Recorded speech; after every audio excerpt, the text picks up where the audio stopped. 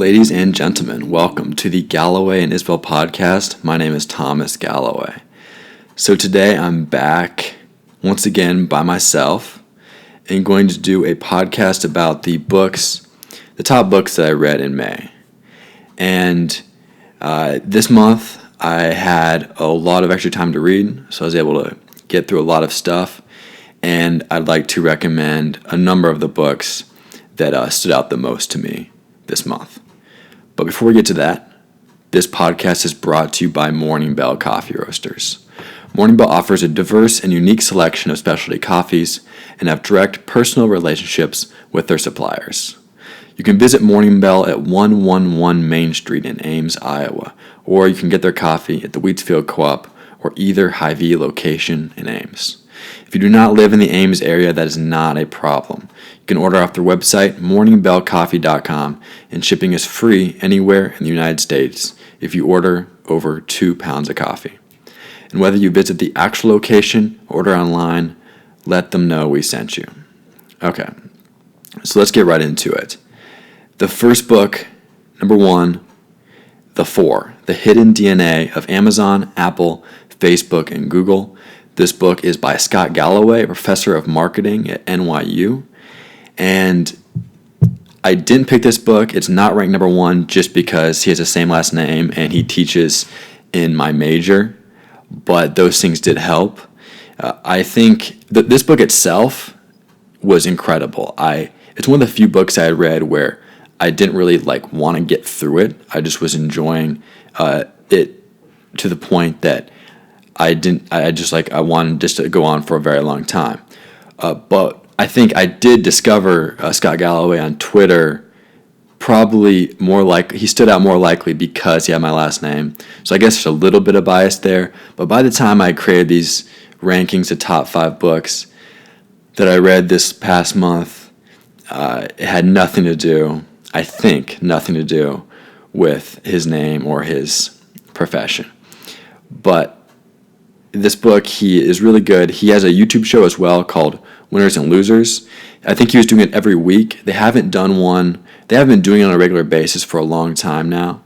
But it's a really interesting show if you're interested in going back and seeing some information about business in the last couple years.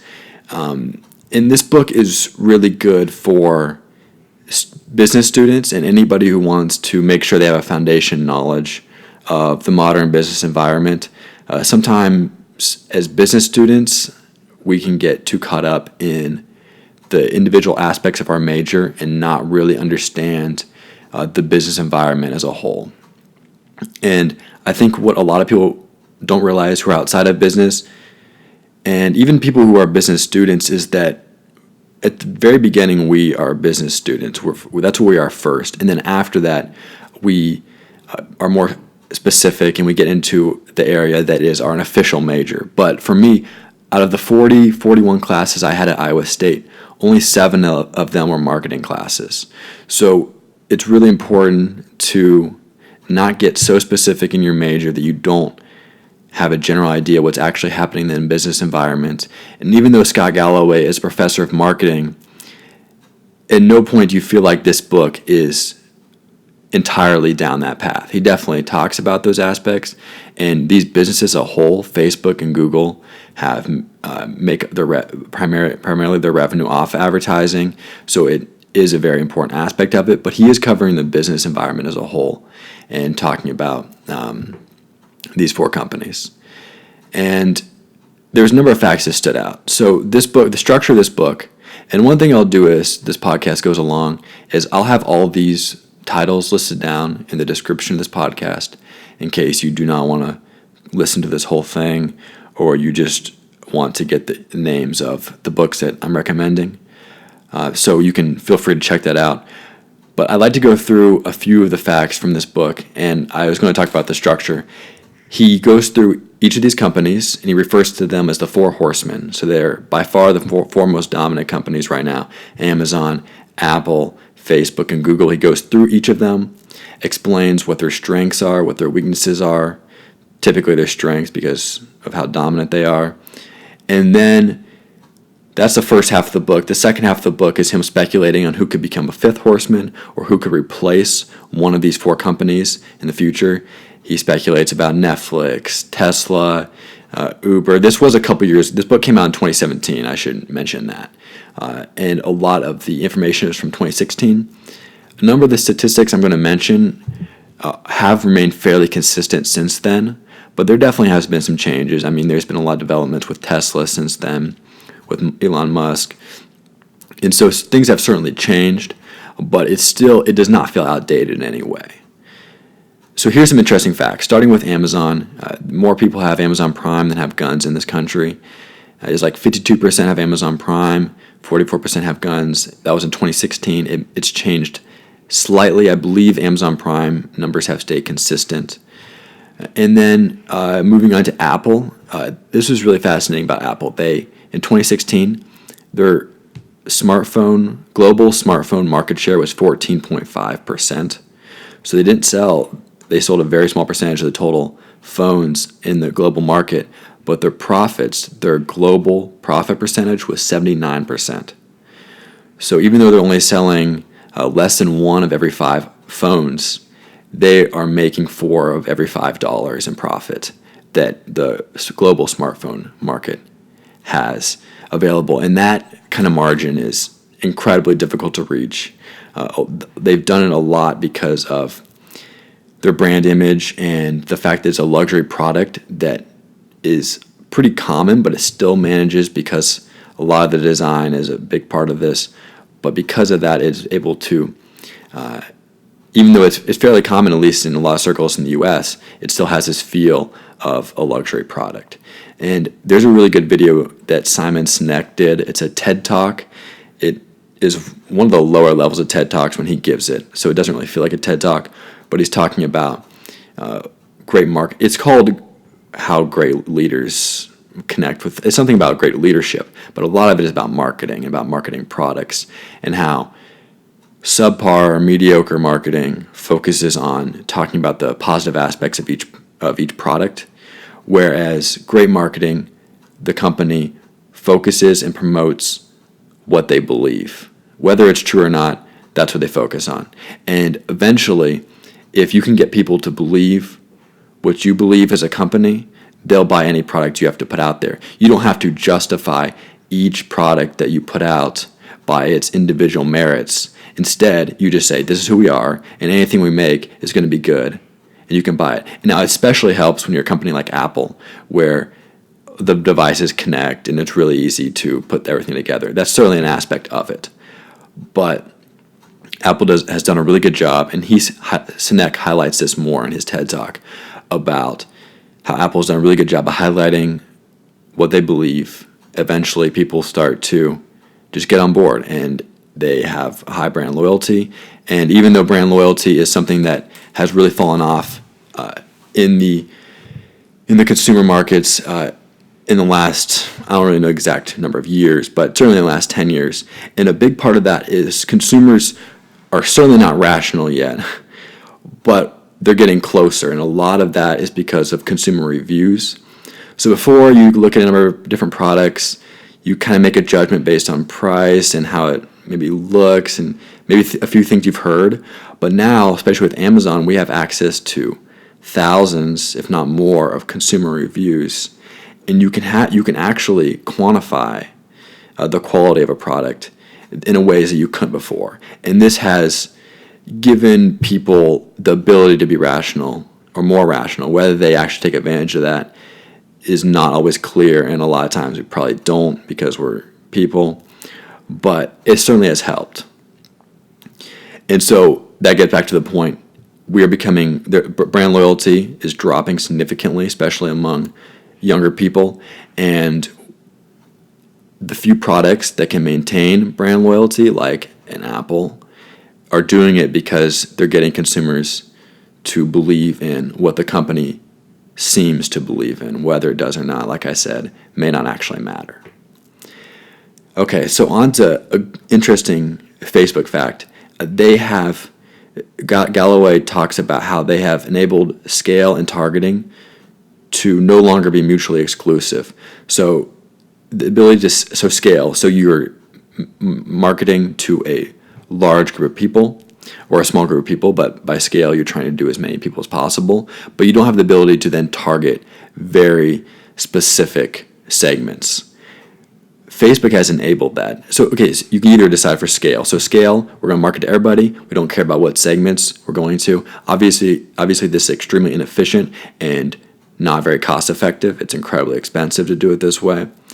The other side of that is you can target to very specific segments, but then you're going to miss out on the scale aspect of it. So you're not going to be able to mass market.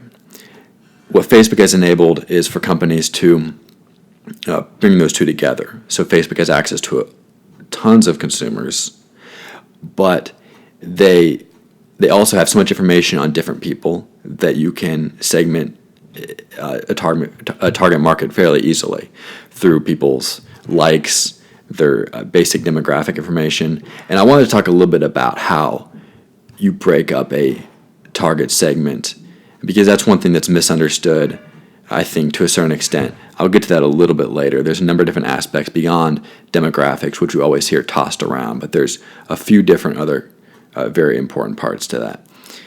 But because of this ability to bring scale and targeting together and not have them be their own separate things, you don't have to just pick one. It has made, obviously it creates a lot of privacy concerns, but it also has made marketing really interesting right now. And it has made it it's something that is changing rapidly. Another interesting aspect that he talked about in the book was that the best employees in marketing and advertising now work for Facebook and Google, and they don't traditionally work for the advertising agencies, which have changed significantly since a time like Mad Men. But he had some number in there about how they had lost, the number one marketing agency in the world had lost, I think, a couple thousand employees to Facebook and Google, whereas this marketing agency had only taken a few hundred people from Google and Facebook. So that basically tells you where people are going for marketing and advertising work.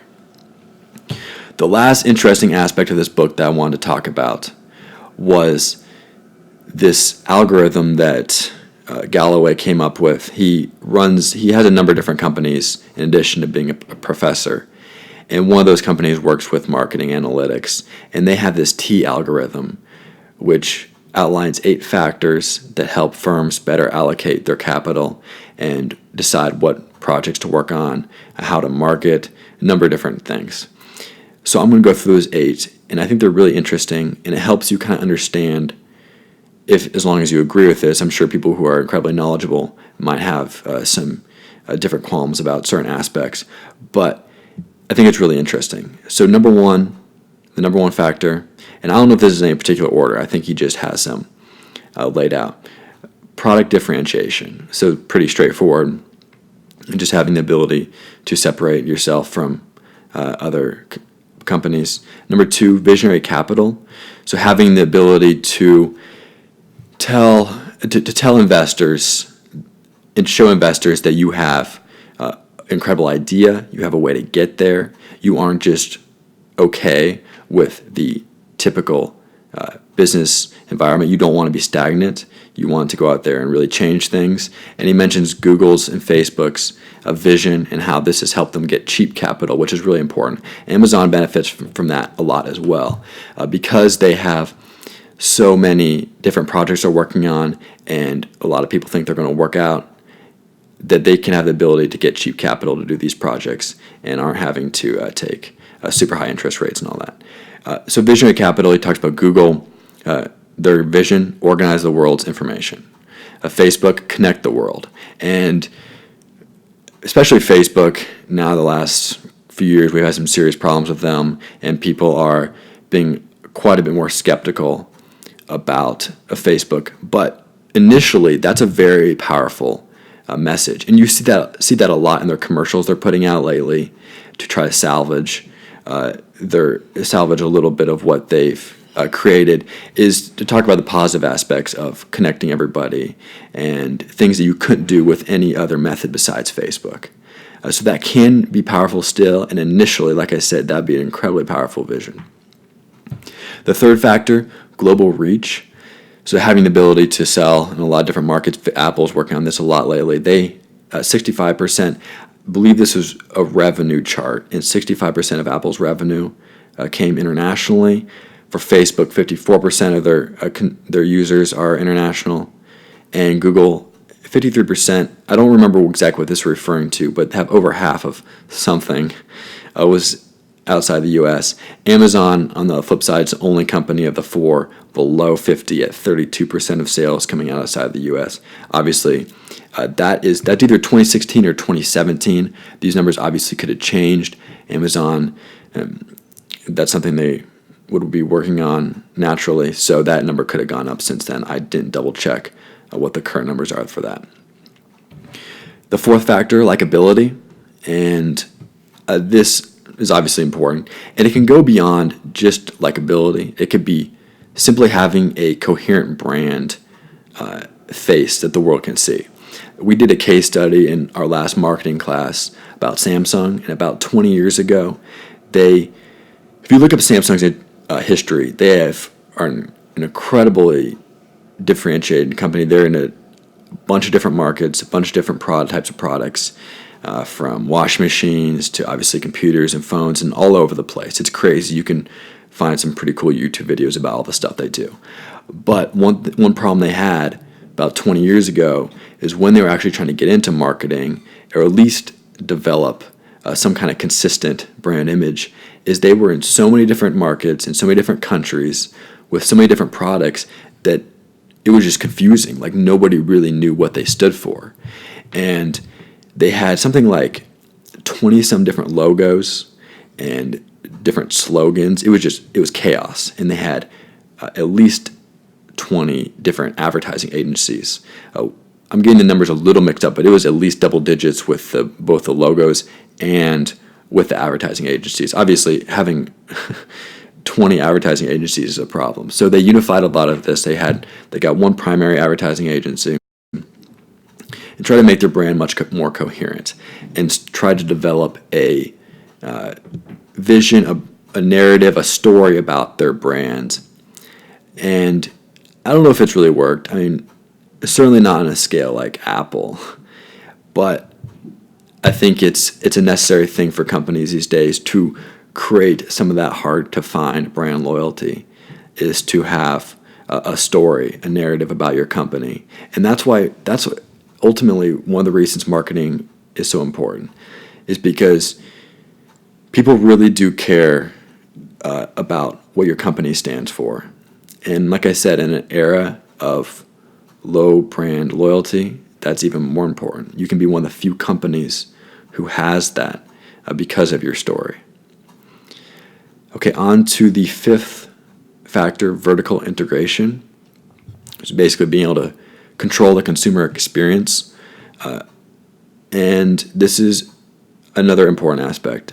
Apple, obviously, initially you think about Apple, maybe, I don't remember exactly when they started the Apple Store, but say when they were first developing the iPhone and all that, and you're like, okay, so this is something you buy online, and that's pretty cool, but now with these stores, you have this incredible experience.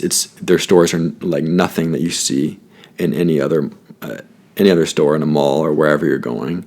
It's incredibly unique. You know what it is right away, and that's very powerful. I mean, I don't know exactly like what the percentages are as far as consumer satisfaction with their experience in one of Apple's stores, and I'm sure it varies, but it has to be high compared to a lot of different consumer experiences.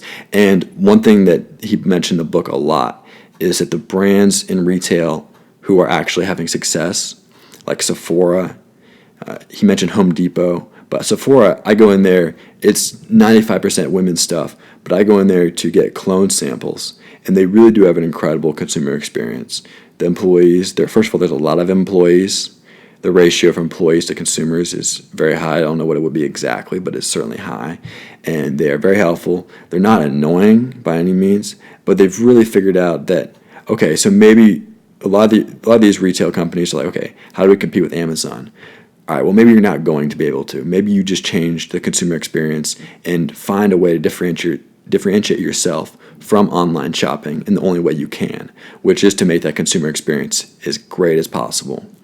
And so companies that do that are the ones who are managing to, I don't know how well everybody's going to survive, but they're at least managing to stick around in this Amazon era. On to the sixth factor, AI. He mentions it specifically in the use of big data to target certain segments. And this is when I was going to talk about how to segment a target market. And we obviously hear about demographics, and that is a very important one of the 4 ways to segment a target market. So demographics are age, religion, sex, marital status, family size, all these different factors. But there's a few other really important ones. Another one, geographic location. Obviously, that's a way you could segment a market. Behavioral, and this is not so much the type of behavior that the things a consumer is interested in. This is about the type of consuming behavior. So if they are a first-time user, if they are a current user, previous user, all that. It also can talk about how a consumer, so consumers that take advantage of every single sale, take advantage of every single loophole a company has available, these are often not profitable consumers. So if you're constantly returning stuff, if you're using every single coupon or sale that you can get your hands on, chances are you're not profitable. Best Buy in the last 10 years had a case study that I looked at. It was we did it last semester in one of my classes, and it was about in the last 10 years of Best Buy. And there was some number that they gave, and I believe it's 20%, and I need to double check this, but a number really high of consumers that are customers that were not profitable for Best Buy. And obviously you can make this up with less rational customers or less shameless customers, but that's an incredibly high number of consumers that are not profitable. And we did a whole section on like a lot of phone carriers and different companies actually reject certain consumers. They do it really subtly, and it doesn't hit the news a whole lot. But it's a real problem with a lot of consumers who just are not profitable for companies. And so if you wonder, like, how can companies offer all these sales and all these things and still make money? Well, they can, but only because people aren't taking advantage of them. If every single one of their consumers diligently took advantage of these sales, they wouldn't be profitable. So there's some truth to it when you see, like, oh, how can they make money off of that with all these things, with all these sales, all that. Yeah, that's a real thing. Okay, so 7th factor, accelerant, and he talks about this in the aspect of it offers potential employees a promising opportunity to accelerate their career. So you might have a very solid business like IBM, but the best employees, the ones you want, may not see that as a company where they can really take off and do something really awesome in that company, or use it as a way to get to another company. And not saying IBM might be perfectly cool with that, but places like Apple and all these exciting companies are really going to attract the best employees. Number 8, geography. Being in an important city that is close to prestigious universities, and or it could be just one of the two. I mentioned how Apple, Facebook, Google are close to Stanford and UC Berkeley, which are ranked 2 and 3 in engineering. And then Amazon is close to University of Washington, which is apparently ranked number 23.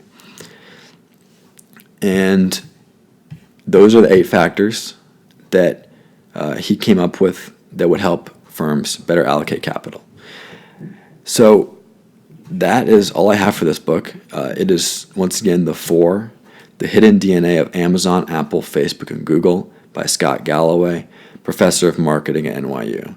Like I said, he also has a show on YouTube, and he has a podcast that I actually just discovered last night when I was doing some getting ready for this podcast that is pretty interesting, that I'm going to check out today. Okay, so we're rolling right along. 25 minutes. Okay, I'm going to need to pick up the pace a little bit. Fortunately, these next books were not as interesting to me, and I probably will be able to get through them pretty quickly. Okay, so the second book, The Fifth Risk by Michael Lewis. I have 2 Michael Lewis books on the top 5, and I had a Michael Lewis book, at least one, in the last podcast I did about books. As with all Michael Lewis books, very easy read. He's the author of Moneyball, which I'm going to have in a second, Big Short, Blind Side. Those are the 3 most common ones because they turned into movies, and then a ton of other books. In The Fifth Risk, this book is about, it starts out talking about the parts of Trump's transition team from when he was elected to when he took office, and then it goes into a few of the the government agencies that, whether we want to admit it or not, control a lot of important parts of our country. Not necessarily control, but they are in charge of a lot of really important things, basically. I'll get into them a little more in a second. But he starts out talking about how important transition teams are and how it requires a ton of effort from between the election and the inauguration. As you might imagine, maybe not quite the level of effort that President Trump was expecting or wanting to put into something like this. And the book just starts out by talking about the incompetence and the dysfunction in Trump's transition team. He didn't really even want to put much money into it. He was really upset when they were taking money from the campaign or from their funds to work on the transition team. And, I mean, there's the kind of argument, and this is a fair one, that it wasn't so much that they're completely incompetent, it's that they just didn't care about any of the government agencies. And, I mean, yeah, fine. Depending on your politics, you can see that as rational. The book then goes into a few of the most important agencies and why we actually need them, why the names of them are misleading, but what they do is actually incredibly important. So one of those agencies was the Department of Energy, which is ironically run by Rick Perry now, who in 2011, when he's running for president, said that was going to be one of the agencies he was going to get rid of. Then he forgot what that was during the debate and couldn't remember it. And it's a pretty incredible YouTube clip and then a pretty incredible SNL skit based on it. Later, he did admit that he didn't really know what the agency did, which now he's running it, so that's cool.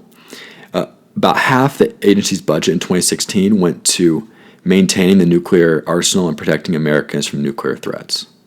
And that's the Department of Energy, which isn't necessarily what you think of. And then you're like, okay, nuclear energy, okay, I guess so. But you're thinking more, and this is what the rest of the other half of their budget primarily goes to, is developing sustainable energy options. But as far as nuclear threats, then it goes into, so that's half the budget is for nuclear threats. Honestly, this is 2016 numbers. That could have changed with the when Trump took over. I don't really know how they went about that. It probably didn't go up. Probably none of the budgets went up. I don't remember exactly what his first budget proposal was. But this book then goes into talking about the number of close calls we've had, not so much in regard to attacks, but a number of close calls that could have been significantly worse, if not for the efforts and the budget of the Department of Energy. And this was definitely the most impactful part of the book. It was, especially a topic like nuclear threats and nuclear accidents.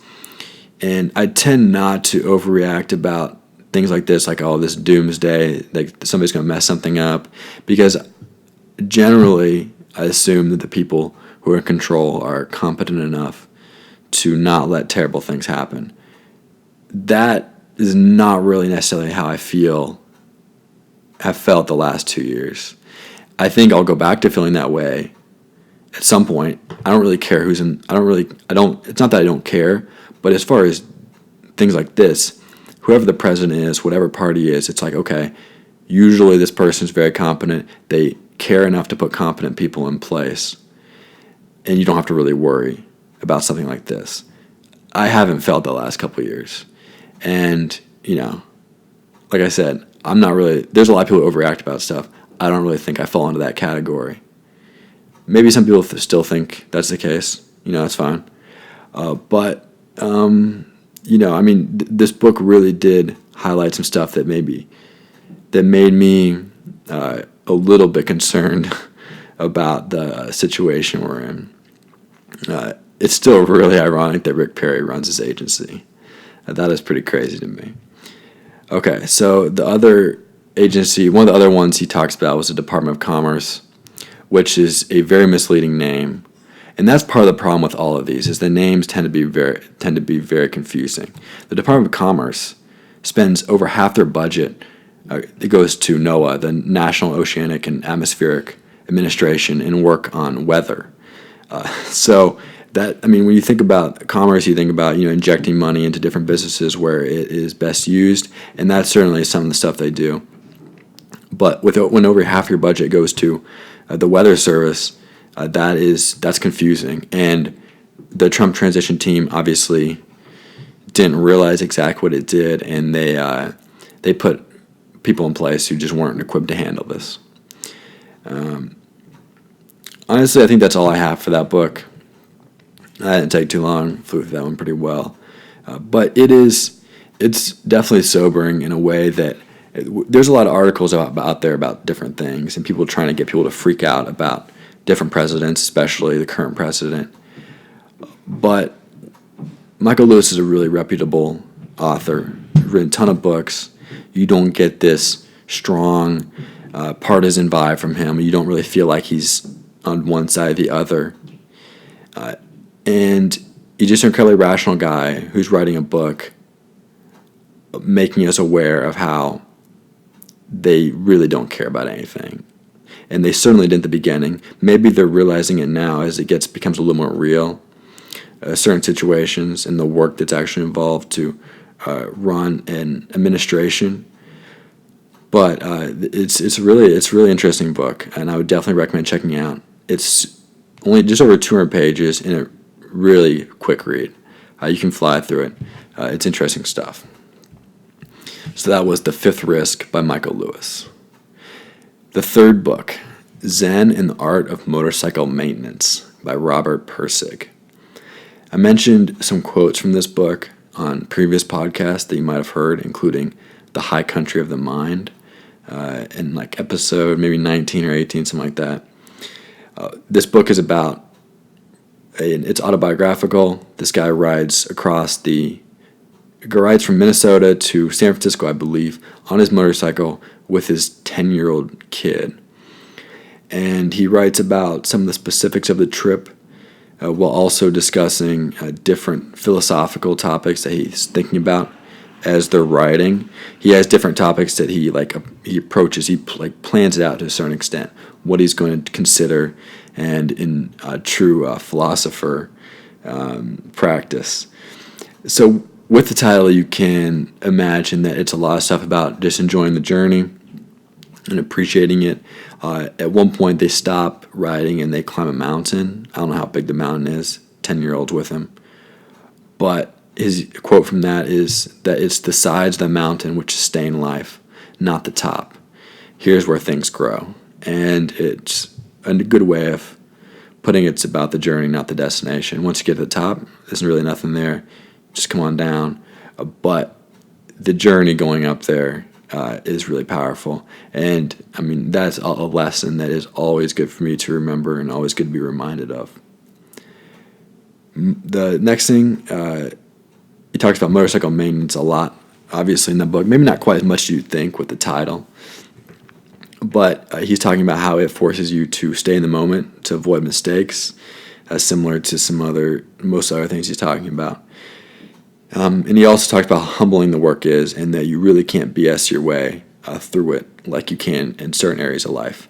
He's talking about how if someone who at least had some knowledge about a motorcycle was watching you work, they would realize really quickly if you didn't know what you were doing.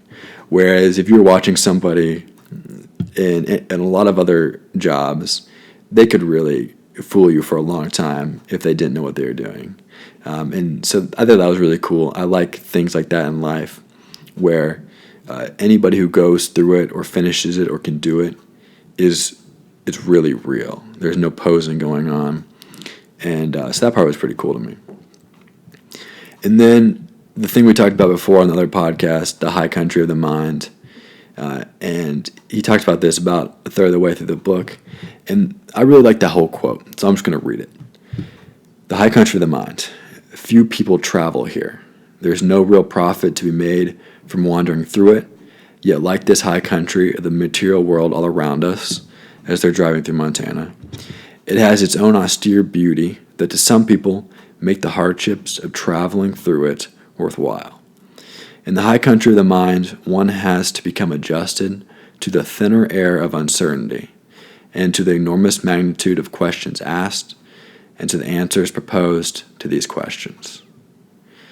I think the part I like the most is the thinner air of uncertainty, and how when you do go through difficult things, you consider really difficult topics, is that there's a lot of uncertainty that comes along with that. And a lot of people are not comfortable with that uncertainty, and it leads them to come to conclusions about things that, whether they're true or not, or whether they're rational or not, answer questions that they have about things. And it allows them to live their life with some certainty about the future. And I think a lot of it really comes down to being comfortable with uncertainty. Whether you are or whether you're not, that's going to determine whether you create or subscribe to these notions that make you feel confident about something that's going to happen or not happen. And so one thing, if you are considering yourself to be a rational person, then you're going to have to face, there's a level of uncertainty about stuff. And if you don't want to face that uncertainty, there's a good chance that you'll convince yourself of something else to answer that and to solve that. But if you're comfortable with uncertainty, then everything's more exciting. And you put yourself in situations where you're cool with the outcome. I just really like the idea of not having to abandon rationality to solve your uncertainty and to be more comfortable with everything. Okay, on to the next book, Moneyball by Michael Lewis. This is it's a baseball book, a book about baseball, turned into a movie in 2011, I believe, with Brad Pitt. Great movie. Good chance a lot of people saw it, especially if you're interested in sports. And the book is really good. I wouldn't say, there's certainly a couple differences, and I wouldn't say it adds a ton to the movie, but it was still really interesting. I'm glad I read it. I may or may not have read it a long time ago because I was interested in any kind of sports book, and I may have come across this one at one point. But everything seemed new, so I probably didn't. And it's essentially about the use of statistics to evaluate individual players rather than just using the eye test. And a lot of it centers around Billy Beane, the general manager of the Oakland A's, played by Brad Pitt.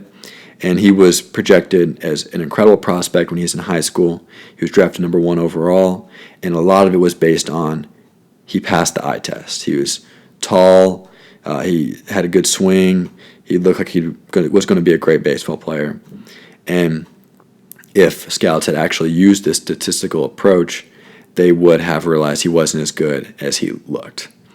And in a way, it was a good and a bad thing for him. First of all, it was good because he got drafted high, presumably would have made more money because of that than if he had gotten drafted where he should have gotten drafted. On the flip side, he was this promising prospect who was basically a bust. And he was only in the league for like 5 years, and then he immediately got into the front office of the Oakland A's to start doing what he ended up doing as the general manager. Not in the same exact way, but that's what he got in, the next job he got into. So he really bought into this because he realized that you can misvalue a player like the way he was misvalued. And so he really bought into the statistic model. It's a great book. Really interesting stuff.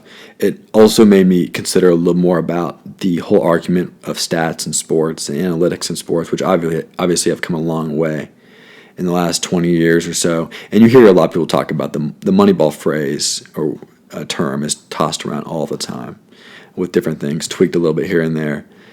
And I think it's a really interesting argument. Obviously, it's kind of like politics. Like, there's a large percentage of people on both sides who are completely nuts.